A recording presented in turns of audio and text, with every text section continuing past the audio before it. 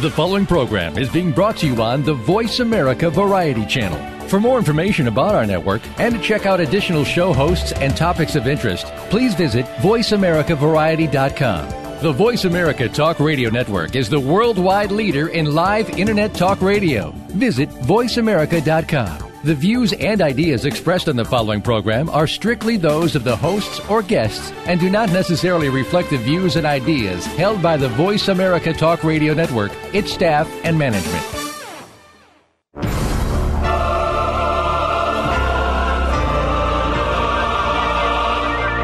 Welcome to Crime Prevention 101. We're so happy you joined us this week. Over the next hour, you'll learn the tips, tricks, and vital information that will help you keep yourself confident and safe. Now, here's your host, Susan Bartelstone. Welcome to Crime Prevention 101. This is the personal safety show with an optimistic perspective on a sober subject. I'm your host, Susan Bartelstone, and it is my great privilege to spend the next hour with you helping you keep yourself safe. And I can't believe that it is October already. And I want to remind you that October is Domestic Violence Awareness Month. And I'm going to be doing several programs on this topic later on throughout the month. So be sure to check my blog site, Crime Prevention 101, for resources and a list of things that you can do to make a difference or contribution. Now, my topic today is one that's been in the news pretty much every day for the past few weeks.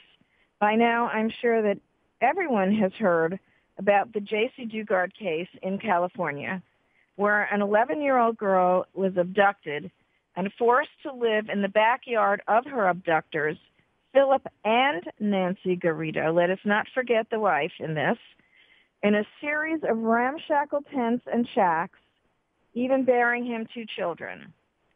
So what I want to talk about today is how you can keep your neighborhood safe from sexual predators like the Garridos, as well as from burglars, arsonists, and other quality of life kind of crimes. And also what to do if you have suspicions about your neighbors. So my first guest today is Neighborhood Watch pioneer Stephanie Mann, who specializes in mobilizing neighborhoods to reduce crime. And then in the second half of the show, I'm going to be talking to Maureen Kanka, whose 7-year-old daughter Megan was raped and murdered in 1994, and due to her family's efforts, Megan's Law came about. And if you're not familiar with Megan's Law is one of the best tools that we have for keeping our neighborhoods and children safe from sexual predators. So we're going to talk about that. So this is a really important show. And if you know someone who should be listening to today's show who might not be, please send out a text about us, send an IM or a tweet if you're on Twitter, anything, so that they can join us too. All right, now, my first guest, Stephanie Mann. She is a neighborhood crime prevention consultant and founder of the Safe Kids Now organization. And she has 40 years of experience, that's right, 40, working in cities, in high crime areas and suburbs, starting as a volunteer, a community organizer, and a consultant. She is the author of 3 books on building safe neighborhoods, including Alternative to Fear, Guidelines for Safer Neighborhoods, which she wrote in 1969, and this book helped launch the National Neighborhood Watch program, which we're also going to talk about. She also says that she's a wife, mother of 3, and grandmother of 8 amazing kids. So, Stephanie, welcome to Crime Prevention 101. Thank you, Susan. I'm delighted to be here. Oh, it's a pleasure. Now, Stephanie, on your website, you say, every predator, every abuser, every criminal, and even every potential terrorist lives in somebody's neighborhood. Absolutely. And that's exactly why we need to get these neighborhoods working together and communicating, because that's one of the biggest problems we had in the Jaycee case, because people were not communicating. Let's talk a little bit about this first. I mean, how did these people live? These little girls lived in this fellow's backyard for 18 years without anyone being able to do anything about it. What's your take on this? Well, this is a horror story, and what's interesting about this particular case, and the sad part of this case, is that people knew, and not everybody because they didn't talk to each other, but one neighbor knew that there were kids in the backyard, and they wondered about it. Another adult called the father Creepy Phil. They knew he was strange. Another one knew that he was a sex offender. They had checked it out on Megan's Law, so they knew that. And the police had been called. A 911 call had come in, and the officer had come to the door, didn't go too far beyond that, didn't even know it was a sex offender. Their communication broke down. And there was a collapse of communication, and these children were not rescued, and they could have been rescued a whole lot sooner just if neighbors had talked to each other and the police had talked to the neighbors and they had a network of support. That whole system broke down. And I would like to say that, we can't leave this whole responsibility of keeping our neighborhoods safe to police alone, and we cannot leave it up to just the social agencies. We have to talk to each other in our neighborhoods. Oh, absolutely. I mean, I saw an article here that, one of his neighbors, he was very clever in terms of what he did in terms of hiding it. Although why he didn't want the children in the house, I can't even, there's no way for me to even figure that one out. But there was, and if you go to MSNBC, Stephanie, they have a video of these tents, these ugly. It was a mess. It was a shambles. It was like a slum in the backyard. And this is again something that you would think that the neighbors would want to get together on. Was it just a matter of bad communication among them? We do not promote as well as we should in our communities. And starting at the top with the mayor and the city council, we should have a promotion, a campaign in every community for neighbors to get to know each other. And we should make it easier for them because a lot of people are a little fearful of their neighbors or their fear of rejection. But we need to do a whole lot better at getting neighbors connected, because the disconnect between neighbors and the disconnect between police and neighbors allows these problems to grow and stay, are not solved. But when people do talk to each other, they would have found this out years ago. And the idea that, as you said, this is kind of like a slum area. Yeah, well, the rest of the neighborhood is not like that. So, no, it looked like a very nice neighborhood, truthfully. Right. And have you looked at those videos? I mean, it was just incredible. Well, as a matter of fact, that particular neighborhood in Antioch, California, is about 40 miles from me. Oh, really? It's in my county. Have you ever been through that area? Not in that direct area, but we started a crime prevention committee in Antioch many years ago. And it's still there, but it isn't functioning the way it should. So they ought to bring you back in there. I'm telling you. Well, and the neighbors have to understand too that it is their responsibility to take more, be more observant in the neighborhood and try and help people, because this should not have happened. Actually, absolutely not. And may I say that there are 2.4 police officers, and this is an average, in every community. That's all. 2.4 to 2.7 police officers for every 1,000 citizens. Now, that means that you cannot rely on the police to keep you safe. That's all there is to it. So you're going to have to be more dependent on not your police department, but your neighbors. Well, talk a little bit about what a neighborhood watch program is and how it might have addressed, this situation here. Well, unfortunately, a lot of times people have just put up signs in the neighborhood that says neighborhood watch and think that's good enough. That is not good enough.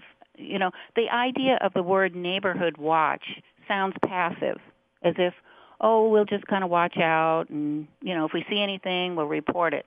No, Neighborhood Watch is about connecting with people, but that hasn't really been stressed.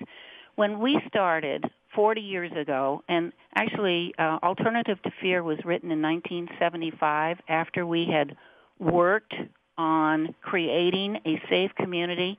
Well, let me give you just a little background. We had 17,000 residents in our community. We had 400 burglaries, and we didn't even have a local police department. Wow. So what we had to do was, as a volunteer group, we looked at each other and said, okay, now what are we going to do? Because this is intolerable. Well, we found out that most of our problems were committed by our own children. Over half of our crime problems were our kids burglarizing houses, stealing, and then the drug problem was coming in at that time. You may remember that it was a pretty big problem in the 70s of drugs. Sure. So we got organized, and we called on our friends, and we said, if you will pull these neighbors together, we'll come and talk to them about what they need to know. Neighborhood, and we called it the Neighborhood Responsibility Program. We never heard of Neighborhood Watch. Okay. But we wanted people to take responsibility for the neighborhood and for the kids. So that's how we got started, and within 2.5 years, we reduced our own crime problem 48% without a police department.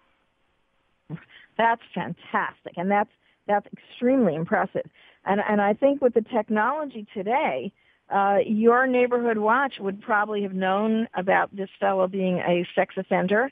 The neighborhood would have known, because I'm pretty sure that that's being in a neighborhood group like that, you would want to get that word out there along with, some tips and safety tips and warnings and, maybe making sure that the police are aware about this kind of thing. Do you think that would be something nowadays that would be done? Well, we have to. There is no other way to actually, let me just say that every single juvenile delinquent, every thief, every predator, they're all growing up, as you mentioned, in somebody's neighborhood. Mm-hmm. So if we're going to stop crime and break the cycle, we're going to have to go back, and this is what we used to do, is take more responsibility for the kids on the block. And we stopped the bad behavior when they were 4, 5, 6 instead of 20, and put them in jail, or when they're teenagers and they're into drugs. So neighbors are a fantastic support system for you as a homeowner, because they can also be mentors for your kids. But we've also got another problem here. We've got a lot of parents that feel so defensive about having their children corrected. And neighborhoods, we don't have to do it in a harsh way, but we need to talk to each other and listen. Well, it is a fine line. All right, now, Stephanie, coming up, we're going to talk more about some of the tips that you can implement right away to help your kids stay safe, and maybe some more tips about organizing. I just wanted to remind you can follow me on Facebook and Twitter, and I know that Stephanie Mann is on Facebook because she contacted me, right? That's right. So there's plenty of show left, so start tweeting about us.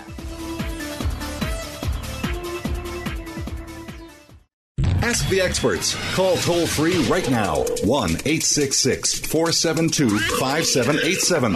And ask our All-Star team to answer your question. That's 1-866-472-5787. Thank you for calling. VoiceAmerica.com. After more than 17 years' experience teaching safety skills to thousands of women and men, crime prevention and personal safety expert Susan Bartelstone concluded that by thinking and responding quickly, ideally within 20 seconds, potentially violent criminal encounters can be prevented. Using techniques from many different disciplines and illustrated by 60 real-life examples and success stories, Susan shows how it's done in her new book, Think Fast and Prevent a Violent Crime: How to Respond to Danger in 20 Seconds or Less. Check out www.crimeprevention101.com for more information. Listen for The American Advisor with Joe Battaglia twice every week. This is a live call-in talk show where Joe discusses the economic and political events that affect your investments. Joe's macro market calls have helped thousands of investors pave their way to a more secure financial future. As a bonus, everyone who calls into the program will receive a 1964 silver Kennedy half-dollar coin that's been graded uncirculated. The American Advisor is heard every Monday at 2 p.m. Pacific, 5 p.m. Eastern on the Voice America Variety Channel, and every Friday at 2 p.m. Pacific, 5 p.m. Eastern on the Voice America Business Channel. Streaming live, the leader in Internet talk radio, voiceamerica.com.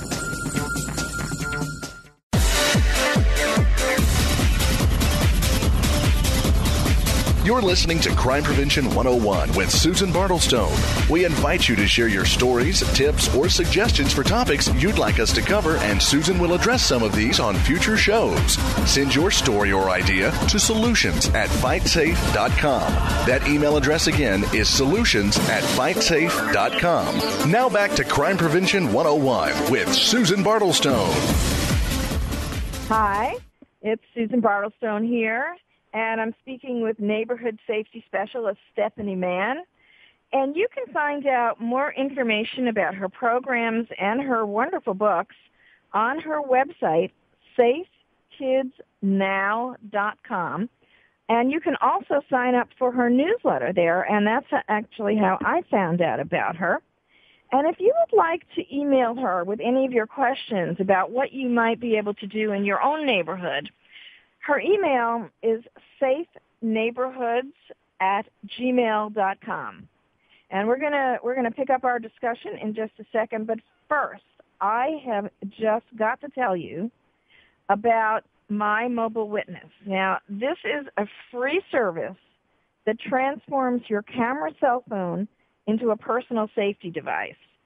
For example, if you are in a stalking situation, if you have an order of protection against somebody, if you're a witness to a crime that's happening, if you just find yourself in any kind of situation that might be potentially dangerous, and I'll tell you what, I would have been clicking away on that Garrido's backyard there, you're going to want to check out My Mobile Witness.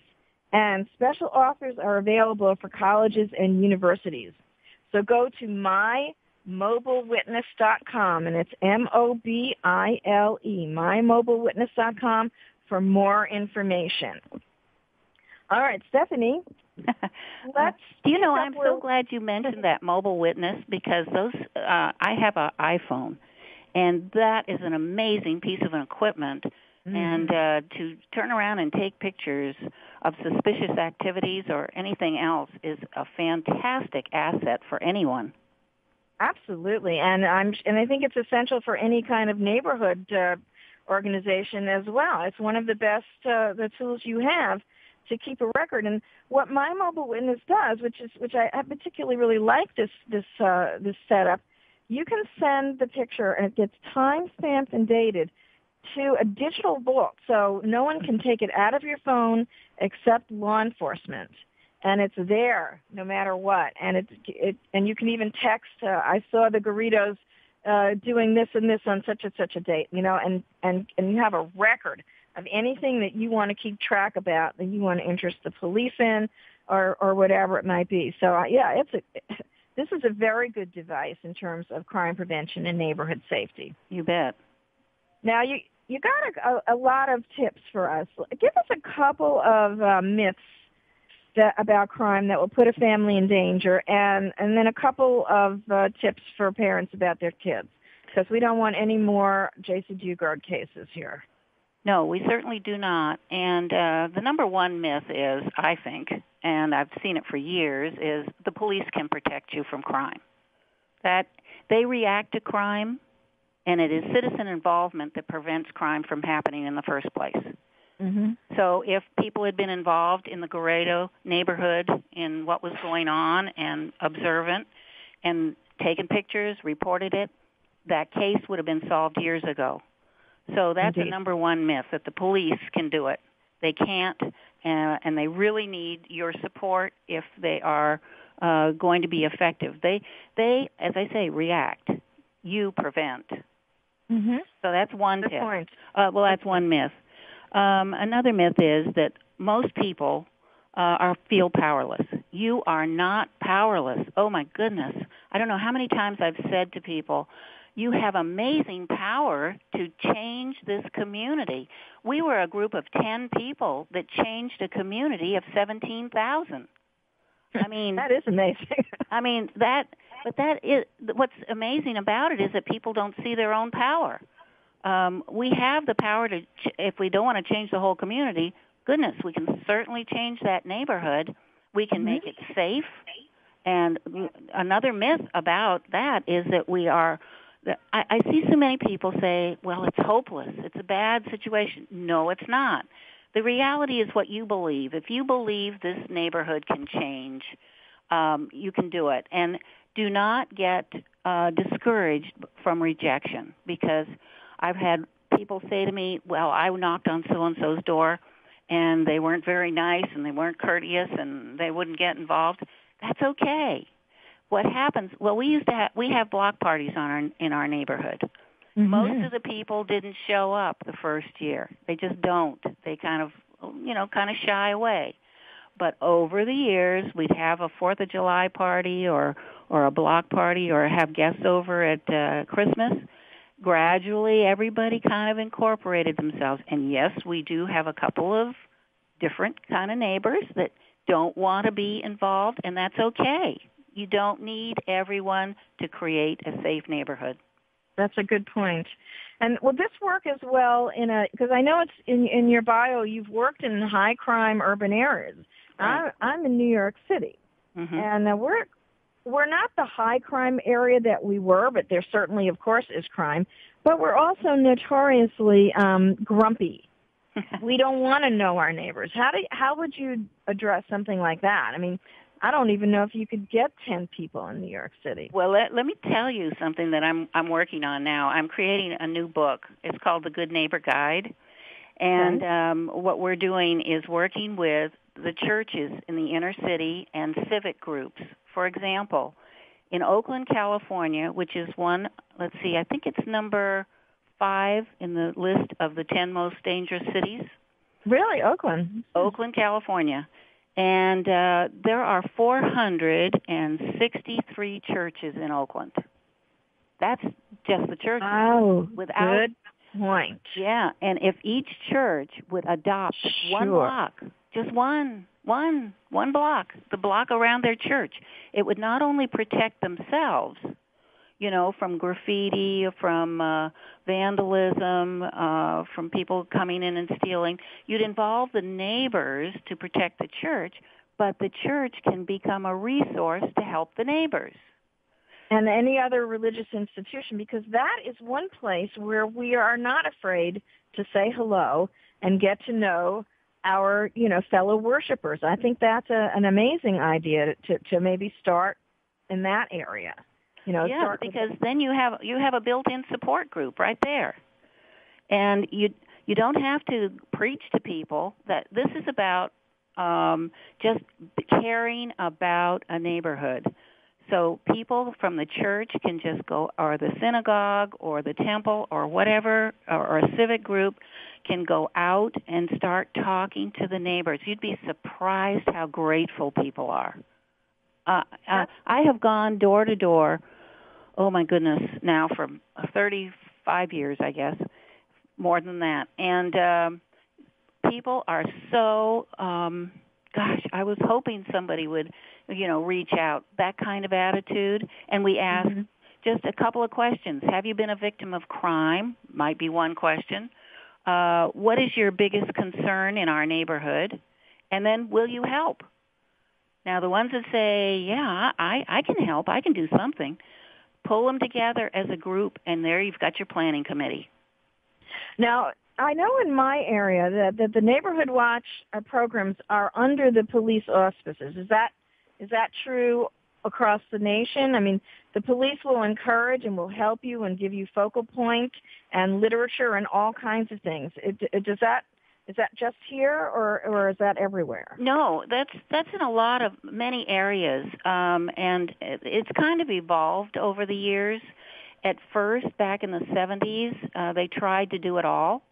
And they'd have all of the police, and they'd go into the neighborhood and so forth, and it became a real police program.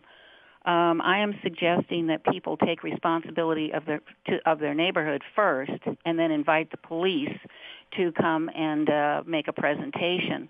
But first get organized, because that's what's changed. The police do not have the resources. As a matter of fact, they're cutting back. 63% of the police departments are cutting back because of financial problems. And find out. Go down to your police department and ask them, what kind of resources do you have for my neighborhood? They can give you flyers that you can pass out. Read the flyer. Exactly. Most people don't read flyers, so educate your neighbors as you go around and talk to them about what is suspicious, what do we need to do in our neighborhood to take back from, we've got some problems here, how do we solve these problems? And that's why I wrote Safe Homes, Safe Neighborhoods, Stopping Crime Where You Live. It's an encyclopedia for how to keep your neighborhood safe, and you can find it in most libraries. It was published a number of years ago, but in many libraries it's still there. So you can look it up and find, or you can get one on my website at safekidsnow.com. So there are a lot of resources out there to help you, but you need to take the initiative to make the change in your neighborhood. There are some national resources as well, right? There's a national Neighborhood Block Watch Association, if I'm remembering correctly. Yes. All you have to do is type in. Well, there's the National Crime Prevention Council. They're loaded with information. Absolutely. We have information on how to adopt a block. There are a lot of. Type in neighborhoods. Type in block parties. I mean, you can have all kinds of information. Like, well, here are some projects that people can do, because a lot of people don't want to start out going door to door. They may feel a little shy about that, but just have a social gathering, or you can just map the neighborhood with a friend. Find out what are the hot spots in the neighborhood. How safe is this neighborhood? But you need to talk to people. Can you write up a little guideline or make me an excerpt from the book, and I will post it on the show notes for this segment of the show, that people can do to maybe get started with this, and I'd love to do that. Okay. And I can't thank you enough for being on the show with me. All right, Stephanie Mann, her website is safekidsnow.com. So thank you again, Stephanie. Well, listen, thank you so much, Susan, and thank you for the work you're doing, because we need to put prevention at the top of the list here. Oh, thank you. Every community needs to be much more involved in preventing rather than reacting to crime. Absolutely. All right. And I invite people to join our to subscribe, because I'm sending out little videos on those emails on exactly what to do and how to do it. Oh, good. And absolutely, when you go to safekidsnow.com, sign up for her newsletter, because it was very informative for me. Thank you so much again, Stephanie. Well, you're quite welcome, and it's great to talk to you, Susan. All right. Now, every parent has the right to know if a dangerous sexual predator lives in their neighborhood. I'm going to be talking when we come back about how you can find out if there's a predator in your neighborhood. My next guest is Maureen Kanka, the driving force behind the life-saving Megan's Law. News, opinion, your voice counts. Call toll-free 1-866-472-5787. 1-866-472-5787. VoiceAmerica.com. After more than 17 years' experience teaching safety skills to thousands of women and men, crime prevention and personal safety expert Susan Bartelstone concluded that by thinking and responding quickly, ideally within 20 seconds, potentially violent criminal encounters can be prevented. Using techniques from many different disciplines and illustrated by 60 real-life examples and success stories, Susan shows how it's done in her new book, Think Fast and Prevent a Violent Crime: How to Respond to Danger in 20 Seconds or Less. Check out www.crimeprevention101.com for more information. Think of the world 50 years ago. Now think of this same world and how it'll be 50 years from now. Did you know that if the world's population continues to grow at its current rate, our children and grandchildren will only have 25% of the resources per capita that our parents and grandparents had? We must preserve the foundation of a quality standard of living. That foundation starts with Go Green Radio. Join your host, Jill Buck, for Go Green Radio every Friday at noon Eastern, 9 a.m. Pacific on Voice America. The Internet's number one talk station. Number one talk station. VoiceAmerica.com.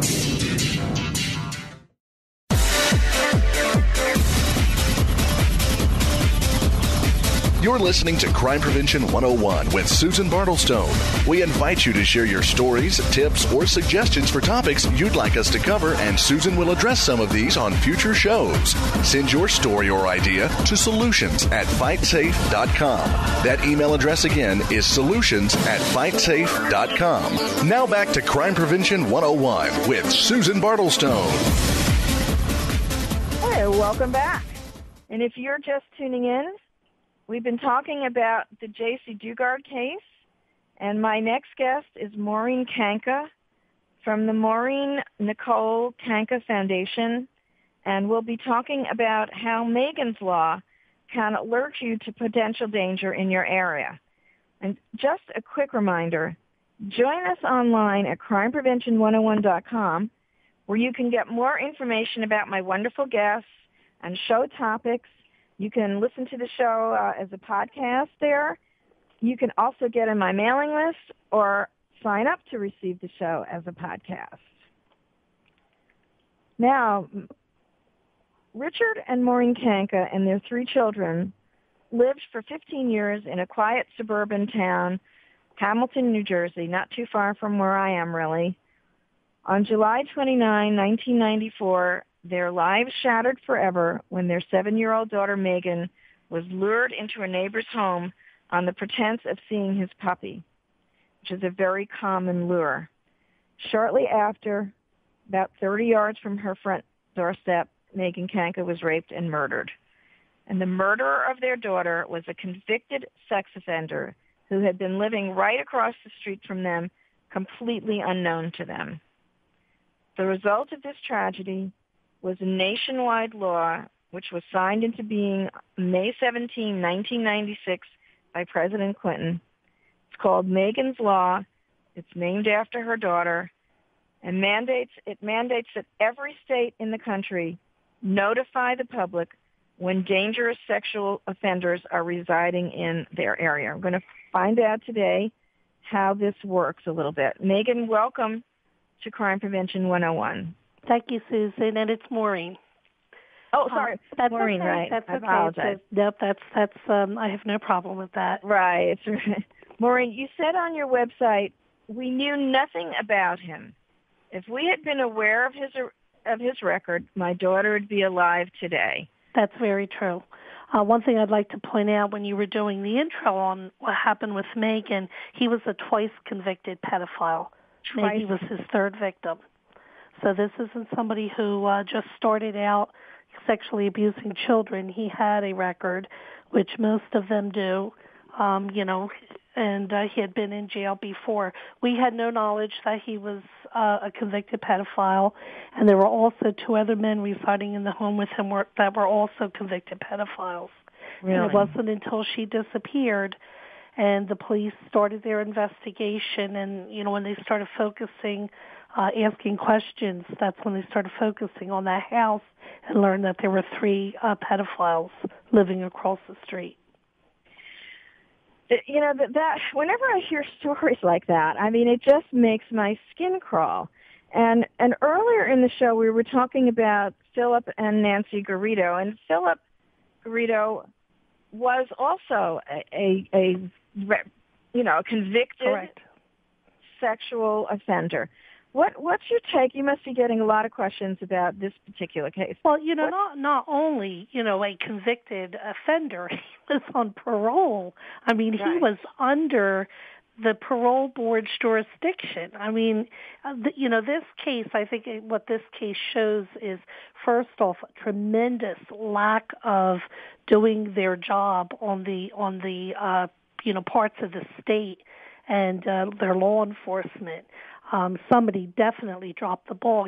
Somebody had asked me in reference to this case, well, don't you think that, Megan's law failed here? And I said, well, no, it actually did. I said, you had neighbors that were aware that he was an offender, which is what Megan's law is all about. It provides the awareness that the offender is there. I said, then you had neighbors who notified the police that they saw children around there in the backyard, and they thought there was some type of an encampment back there, and the police never investigated it fully. The problem wasn't with the notification. The problem wasn't with anything other than you had law enforcement that failed to do their job. Most people in the public, when we call the police, we expect them to take our complaint and to investigate it. Once you do that, it's out of our hands. I mean, we were very limited to what we could do at that point. They expected this police officer to go and check this out, which he did not do sufficiently. And look at how tragic this is. You have, thank God, she's alive.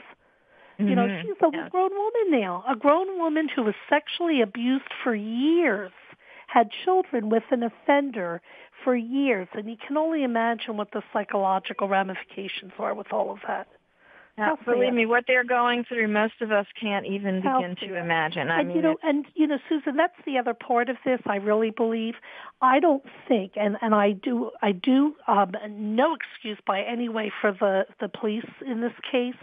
But I don't think that as a society, and I mean law enforcement as well, that people have a good enough grasp on these types of crimes. This is a whole different type of criminal we're looking at here. This is not your robber that goes in and, who steals and robs from a store. Look at this man. He had a compound, like a home compound hidden in his backyard.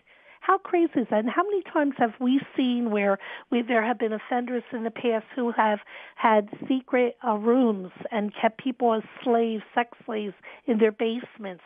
This is what we're dealing with. I mean, we're talking about a whole different type of criminal.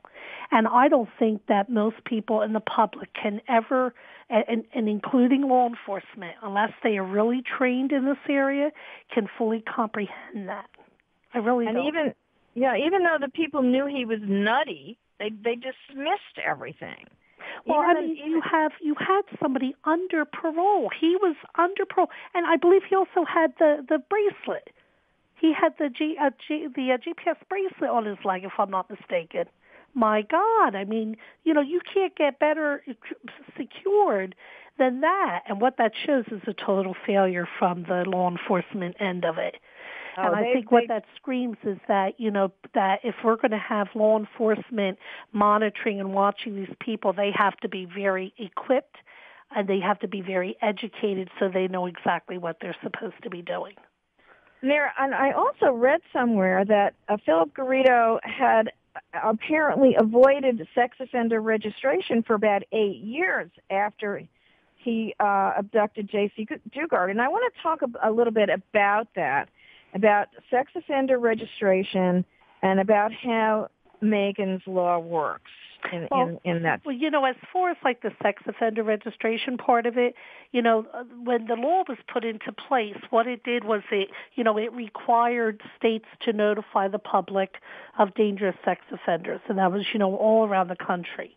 And how is this notification done? Well, it varies. There's a couple different ways, and you have to keep in mind that, and the reason there are some different ways that they're not all uniform is because every state has its own state constitution. So every state has basically put their law into place according to what is allowed and what is best for them. That's why it's not uniform. But there's a couple different variations. The most common and the law that most states use in the country is a tiered system. And basically what they do is they have what they call a risk assessment scale. And it's sort of like it's a criteria for placement of sex offenders, and it's almost like a test. They look at the crime that the offender did, and there are point values given for all different parts of that crime, whether there was violence used, a weapon used, the type of crime, how old the person was, the victim, many components that are looked at, and they're given points. At the end of the questionnaire, so to speak, the risk assessment, you add up the points, and where that lands is what tier the offender falls in. Now, if you have I'm sorry, Maureen, let me just stop you right here. Sure. We're gonna take a quick pause. When we come back, we're going to find out more about this rating system and more about what you can do if you find that a dangerous sex offender is residing in your neighborhood. I want to make sure that I give you out her website. It's Megan Nicole Kanka Foundation.org. We will be right back.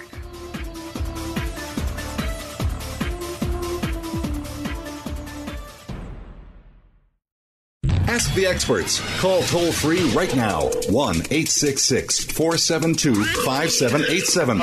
And ask our All-Star team to answer your question. That's 1-866-472-5787. Thank you for calling. VoiceAmerica.com. After more than 17 years' experience teaching safety skills to thousands of women and men, crime prevention and personal safety expert Susan Bartelstone concluded that by thinking and responding quickly, ideally within 20 seconds, potentially violent criminal encounters can be prevented. Using techniques from many different disciplines and illustrated by 60 real-life examples and success stories, Susan shows how it's done in her new book, Think Fast and Prevent a Violent Crime, How to Respond to Danger in 20 Seconds or Less. Check out www.crimeprevention101.com for more information. Total career success. What does it mean to you? Voice America presents a radio program dedicated to help you achieve your career goal. Even in times of economic uncertainty, you can achieve your financial goals. Whether you're a college grad, new in the working environment, or a top-level executive, you will benefit from the practical and proven advice on job search and career advancement. Join Ken and Cheryl Dawson every Monday at 9 a.m. Pacific, noon Eastern for Total Career Success on Voice America. Are you destined to be an everyday change agent in your organization, your relationships, your community? Learn how to become one when you tune in to The Change Agent on the Voice America Variety Channel. Justin A. Flunder, the Chief Change Agent leader of the Flundonian Group, will help you examine every aspect of your personal and professional life. By observing your own thoughts, words, and actions, you will become the everyday leader that you are meant to be. The Change Agent airs live Thursdays at 11 a.m. Pacific, 2 p.m. Eastern on Voice America Variety. Are you ready to get freed up?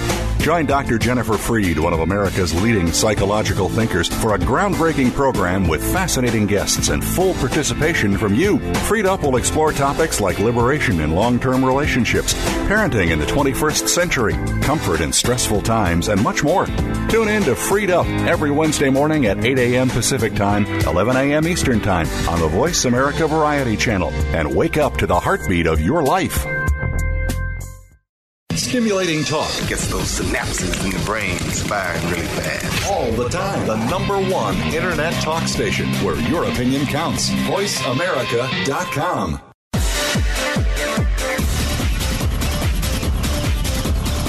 You're listening to Crime Prevention 101 with Susan Bartelstone. We invite you to share your stories, tips, or suggestions for topics you'd like us to cover, and Susan will address some of these on future shows. Send your story or idea to solutions@fightsafe.com. That email address again is solutions@fightsafe.com. Now back to Crime Prevention 101 with Susan Bartelstone. This is Crime Prevention 101. I'm Susan Bartelstone. don't forget that we are available on iTunes, so you don't even have to be on your computer to listen to us. We're talking with Maureen Kanka about Megan's Law and about the tier system that rates sex offenders, and that kind of depends on how the notification is sent out. So we talked about, was this the most dangerous one that we were talking about before the break? That was just the scale that's used for all of them. So what they do is they add up all the points, for what the crime was that the offender did, and then that determines what tier the offender falls into. And the tiering system is what they call low, which is tier 1, moderate risk of reoffending, which is tier 2, and then high risk of reoffending, which is tier 3. Now, every state in the country is required to notify the public of tier 3, the high risk offenders. As far as tier 1 and tier 2, that's where it varies around the country. There are only 2 states that I'm aware of now that actually notify the public of every offender, and that is Connecticut and I believe it's Alaska. They have internet registries where people can go online and view all of the offenders. The rest of the states have, according to tiers. New Jersey's is tier 2 and tier 3 are put online with a picture, the address, type of crime that was committed, any type of identifying scores, the type of law that was used. And also New Jersey's is not just about children, it's also about adult rapists as well. So, and the majority of the states have for the adult rapes, but we list tier 2 and tier 3. So that's Philip Garrido was convicted of a rape and was also they're trying to link him to a number of different rapes now. I saw that. Yes, I saw that. He would be, in my opinion, he would be a tier 3. Of course, a tier 3 shouldn't be out of prison. Ideally, none of these guys should be out of prison. But, we have overcrowding in the prison. And then one of the problems we have when you spoke about the, the failure to register, that's another problem we have, because when the law was put into place, they left it up to the offender to notify law enforcement, if they're going to move and to verify their address yearly. Now, there are a number of offenders that do that and do that every year, around the country. And then there are those that do not do that, and it's the ones that do not do that probably shouldn't be out in the public in the first place. And that's probably what Philip Garrido did for those 8 years. Correct. And the other problem of that is the judges. There are cases, I can't tell you how many cases alone here in New Jersey, not to mention, and I'm sure they're everywhere in the country, where, there's a 4th degree misdemeanor. It's a crime for 18 months imprisonment if somebody fails to re-register. And the judges, when they finally catch them and they make them register again, the judges slap them on the hands and they let them go. They don't make them go back in prison for the 18 months, which they should do. And, that's not just here in Jersey. That's all across the country. So we have a problem with some of the judges and what they're, how they are, fulfilling what the law requires also. That's outrageous. It is outrageous. And the most outrageous thing is that this man was walking around. That I think I remember he was sentenced to a huge sentence, and he served like 6 years of it. They let him out. That's correct. Well, good time credits, and that was another thing. We saw legislation years ago to get rid of the good time credits in the prisons, and I cannot tell you how much opposition that we ran into with that, because as we were told, that's what the guards used to control prisoners, the good time credits. So, there's no such thing as getting 30 years and serving 30 years. The best that we were able to get legislatively was, 80% of their sentence had to be served before they would be eligible for parole. But it's absolutely crazy. I mean, there are so many hindrances put into place before you even, attempt to do anything that, really tie the laws and paralyze you from doing really effective things. It's amazing, and most of the public aren't aware of that. It's extraordinarily frustrating, and I certainly think there should be no parole for sex offenders. I agree. And not just no parole, they need to lock them up. I cannot tell you, Susan, how many emails I get, and I have no doubt they're from sex offenders. You know, you could read it in the paragraphs where, you know, they want to know, you know, how we feel about Megan's name being put on laws that her families, when offenders are notified to the public, they never take responsibility for what they do. They never say, well, you know, I created this in the first place by sexually abusing a child. They want to blame everybody else because of their actions. You know, it's just amazing. Yeah, it's part of that syndrome that they have. What they can't figure out what it is. All right. What else should we know about Megan's Law? I mean, what if we're not computer savvy? How are we going to find out? Well, and my parents didn't. Well, in New Jersey, we have, you know, where you can, like I said originally, you can go online for Tier 2, Tier 3 information. You could go to the police station. You can go to your local libraries, use their computers. For the high-risk offenders, the most dangerous, we also have another component in place, which I think is very important, and that's where law enforcement still will come and knock on your door and hand you a flyer with all that same information that would be online and let you know that a Tier 3 offender has moved into your neighborhood. And I think that that's very important. So for the high-risk offenders, you know, you still are going to get that notice hand-delivered by law enforcement. But people have to also remember that just because they don't receive notification, that doesn't mean that they can't have somebody who poses that type of a risk living in their neighborhood who has just not been caught. And that's where education comes in. Mm-hmm. You know, just like we teach our children about, you know, car safety, about looking both ways when you cross the street, about drug safety and awareness, we have to also teach them about sexual offenders and that there are people out there that pose risks to them. You don't have to scare your kids into educating them. It doesn't have to be like that. It's letting them know that nice people can do bad things, and just because someone is nice, it doesn't mean they're safe. And that's what I teach parents all the time, that, you know, you have to educate your kids that, yes, there are people out there that would like to touch their bodies. And you have to teach them about good touch and bad touch and what is appropriate and what's not. And it's not hard to do. And it's by doing that and adding that measure of safety that you help further, you know, safeguard the kids. Absolutely. It's different, unfortunately, out there. It's not like it used to be.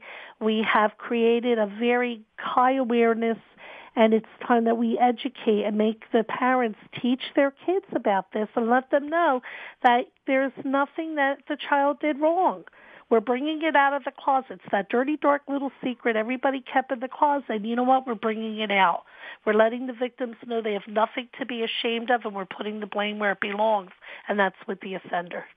And one of the points that you make on your website as well is that most often it is someone familiar to the child that they have some kind of trust with, like a neighbor who's got a puppy, you know. Absolutely. 80% of the offenders are known to the children, whether it is a neighbor, it could be an acquaintance, somebody that they see every day, not necessarily somebody that they talk to and they know, but somebody that they see visually and they are familiar with. And then sadly, it's through incest in the home. You know, it's there. 20% accounts for stranger danger. So yes, we still have to educate our kids about stranger danger. What makes it harder is where we would talk to them about that monster, you know, that's out there. Now we have to put a recognizable face, and sometimes face of somebody that is nice and somebody that child may care for. So and even someone in the family, a relative, someone that they know. But it is doable. It can be done without scaring the kids, and it will make them a whole lot safer than they are now without the education. Now, you have some good resources on your website. You've also got 2 interesting programs that people can check out that you've implemented in New Jersey. And one is called Check It Out, which is about finding out who's working with your kids in terms of sports, their coaches, their managers, people like that, and Who's Watching Our Children program. I want to make sure I give that website again. It's Megan Nicole Kanka Foundation, all one, .org. And I'm going to post a link to it on my website so that people can find it very easily. Maureen, I thank you so much for for coming on today and for all the things you do. And maybe we'll do a follow-up in 6 or 8 months and see what's going on there. So thank you so much. My pleasure. And I hope the public keeps safe. Yes, indeed. Thank you. Thanks so much, hon. All right. So now I'm going to post a link to all my guests on my website, Crime Prevention 101. We're going to post some tips that Maureen Kanka had from her website and some information about these programs that she recommends and about Megan's Law. Please continue to send me your comments about the show and ask questions or anything else that you'd like me to address on the air. My website is solutions@fightsafe.com. Well, this is a wrap for this week. Don't forget, October is Domestic Violence Awareness Month. I've got a number of programs coming up that's going to commemorate this. Next week, I'll be talking about how you can organize activities and observe Domestic Awareness Month in your own community. And my guests include an organization that trains hairdressers to recognize the symptoms of domestic abuse. It's called Cut It Out. You're not going to believe the great work that they're doing. I'm going to have a representative from the Family Justice Center here, and the Family Justice Center is probably the most important development in the way domestic violence cases are handled. Later on in the month, I've got a fascinating interview with domestic violence survivor Lorena Bobbitt. Yes, that Lorena Bobbitt. You won't want to miss that show. In fact, it'd be a crime not to listen. So stay tuned and stay safe.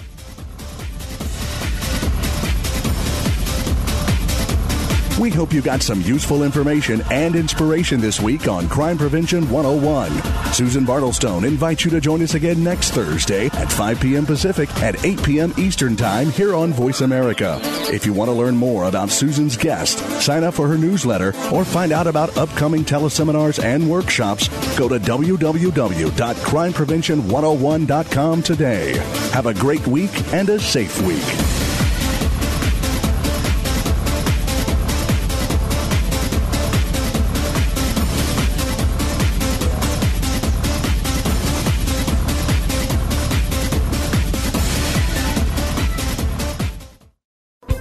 Thanks again for listening to the preceding program, brought to you on the Voice America Variety Channel. For more information about our network and to check out additional show hosts and topics of interest, please visit voiceamericavariety.com. The Voice America Talk Radio Network is the worldwide leader in live Internet talk radio. Visit voiceamerica.com. The views and ideas expressed on the preceding program are strictly those of the hosts or guests and do not necessarily reflect the views and ideas held by Voice America Talk Radio Network, its staff, and management.